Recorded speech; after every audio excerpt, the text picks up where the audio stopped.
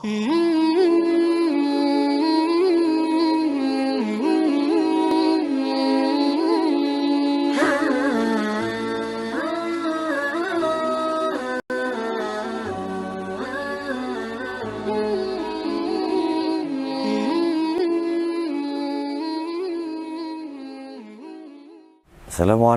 warahmatullahi wabarakatuh.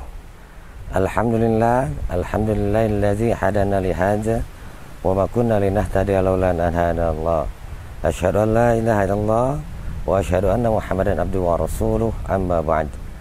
Rabbi shrah li sadri wa yassir li amri wa hlul 'uqdatam min lisani yafqahu qawli. Apa kabar anak-anakku sekalian? Tentunya hari ini kita semua mudah-mudahan dalam keadaan sehat walafiat dan selalu dilindungi oleh Allah Subhanahu wa Ta'ala.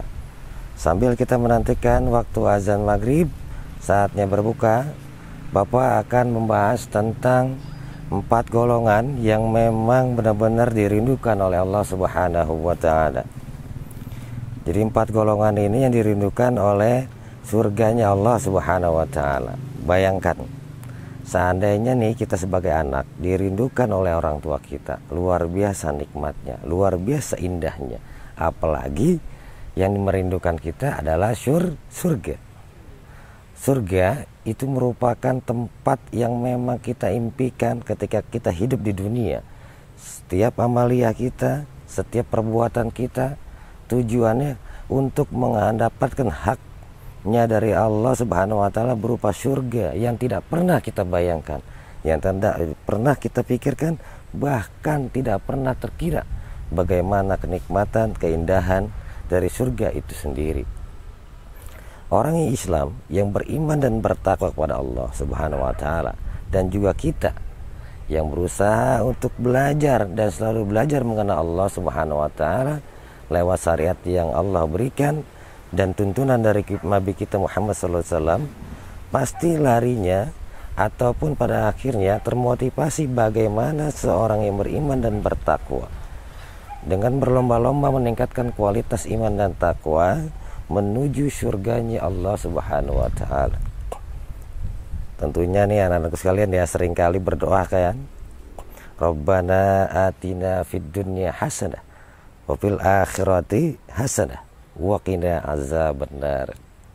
Nah, doa ini kan minta sama Allah Subhanahu wa Ta'ala supaya apa? Supaya diberikan keselamatan di dunia dan juga keselamatan di akhirat, yang pada akhirnya tujuannya adalah surganya Allah Subhanahu wa Ta'ala.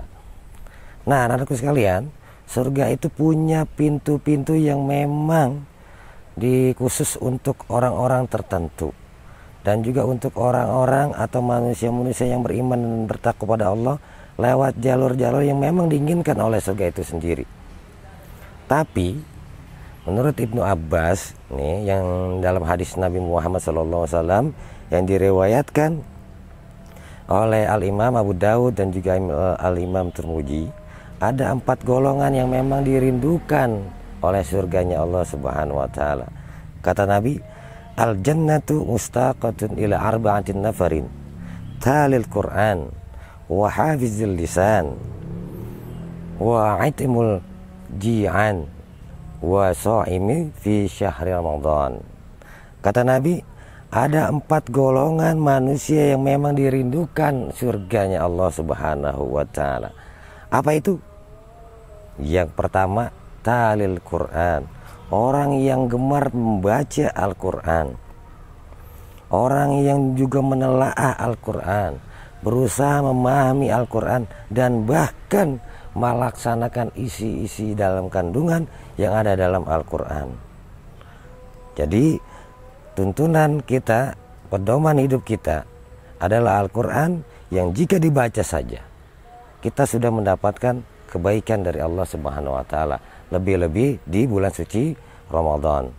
Barang siapa yang membaca Al-Quran 1 huruf aja, misal contohnya alif lam mim, itu bukan diartikan cuma sebaris, tapi alif dikalikan 10, lam dikalikan 10, bahkan mim pun dikalikan 10.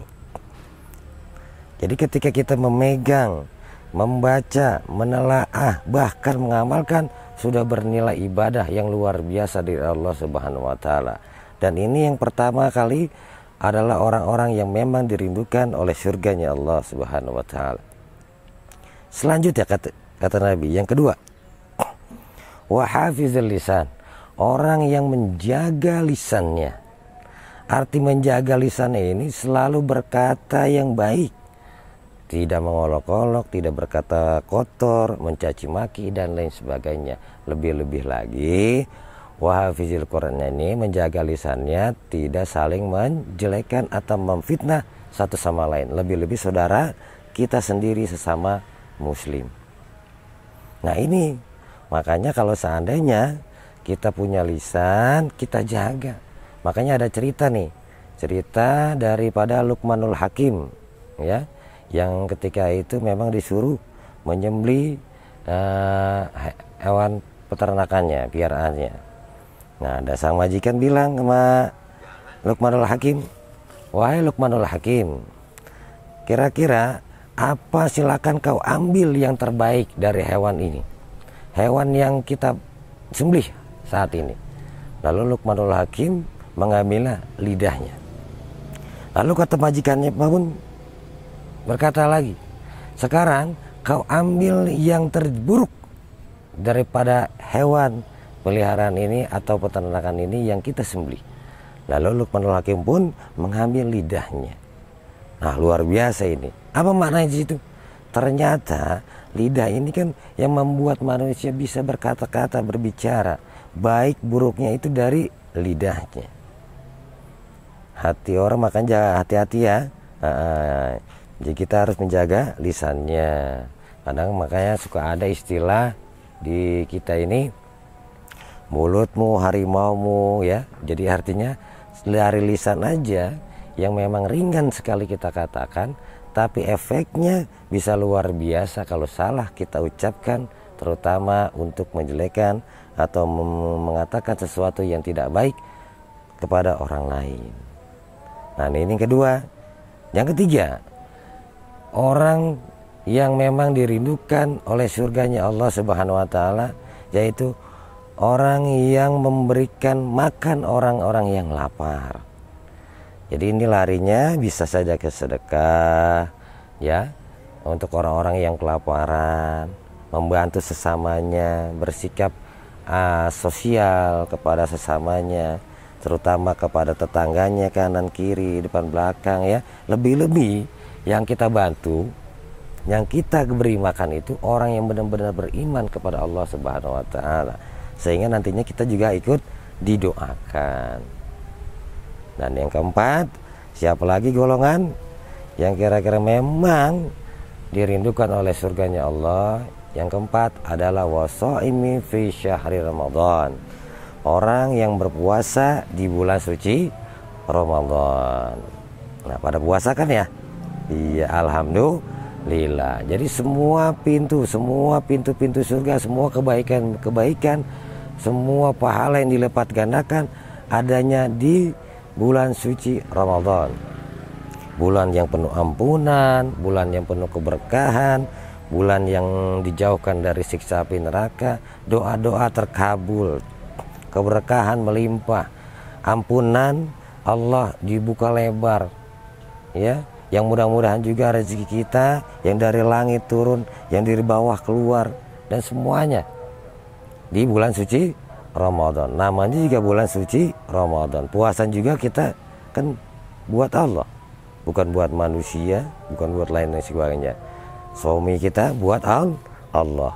Makanya dari semua 4 golongan yang memang dirindukan surganya Allah Subhanahu wa taala ini harus berkesinambungan. Di hadis Nabi itu kan ada wawunya wawu atau. Jadi tidak bisa salah satu kita abaikan. Misalnya dia seseorang itu cuma tahlil Quran saja, 3 diabaikan. Itu tidak bisa. Jadi harus semuanya. Harus juga gemar membaca Al-Quran, harus juga menjaga lisannya, dan harus juga memberi makan orang-orang yang lapar, dan juga puasa di bulan suci Ramadan. Nanti kalau itu semua kita laksanakan dari hadis Nabi ini, mudah-mudahan kita benar-benar menjadi 4 golongan yang memang dirindukan oleh surganya Allah Subhanahu wa Ta'ala. Nah, demikian anak sekalian, selamat berbuka puasa. Mohon maaf juga ya karena memang sedikit lagi mau Idul Fitri. Mohon maaf lahir batin dari Bapak. Billahi taufik wal hidayah. Assalamualaikum warahmatullahi wabarakatuh.